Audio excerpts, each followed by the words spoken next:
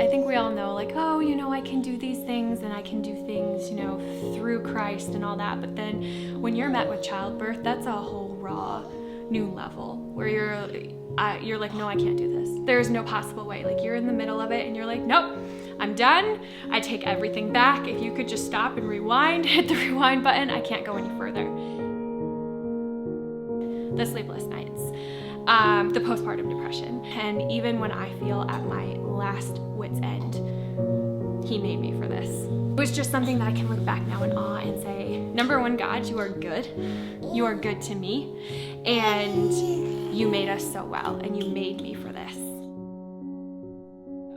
Something that I hope for Bjorn in these upcoming months is, obviously I want him to grow and learn, and I'm excited for him to walk because he's getting to that point. It's kind of a excited, not excited thing.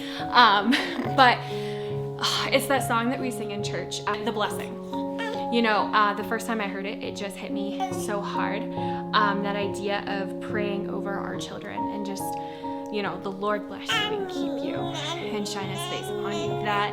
That is my constant prayer for him, to break those generational curses, and to live free and not in the brokenness that I've lived in, and to kind of stop that here with me so that he can live this out and just live out Christ in a totally new way.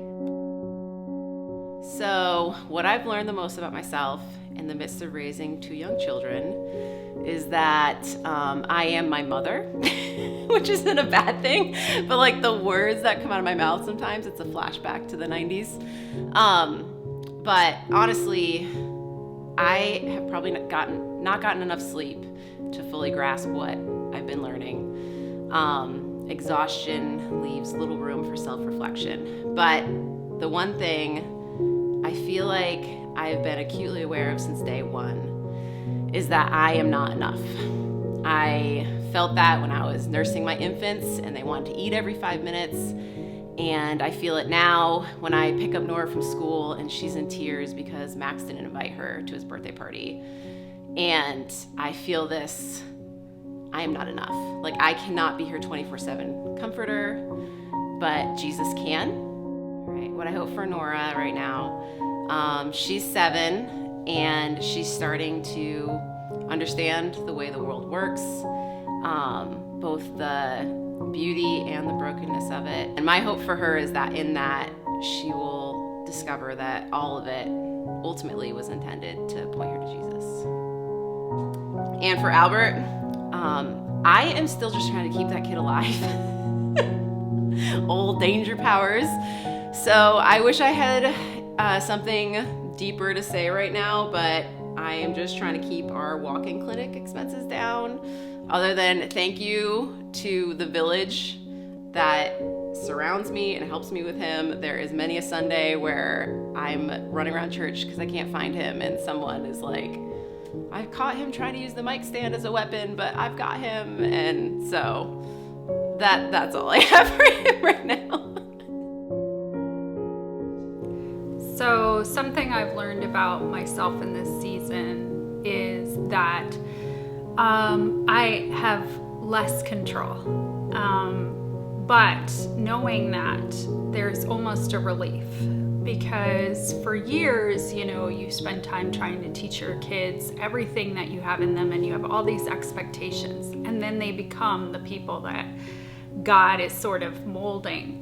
And so whether they are following God or not following God, whether they are in a moment of transition, I have to place my trust that God loves my children more than me. Something I hope for my children now is for them to realize how much God loves them, and that all the do's and don'ts are not about control. It's about wanting their best. And for the future, I feel like I just kind of have to stand back and watch. I don't really have an expectation. Obviously, I want them to have a relationship with God, but my expectation has to be that I just wait.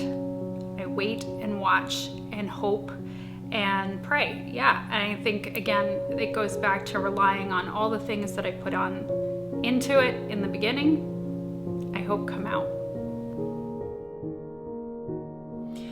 What I enjoy most about being a grandmother right now is being able to just watch this little person who is just growing and developing and a part of our own family, but I can do it without responsibility and direct caretaking that comes with being a mom. I get to be more fun, I get to put aside housework or responsibilities, and I can come when she tells me to come. I can read a book when she wants to read a book.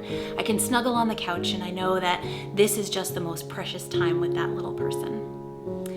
One of the things I hope for my grandchild is that some of the unrest that's happening, especially right now, will begin to ease and fade away.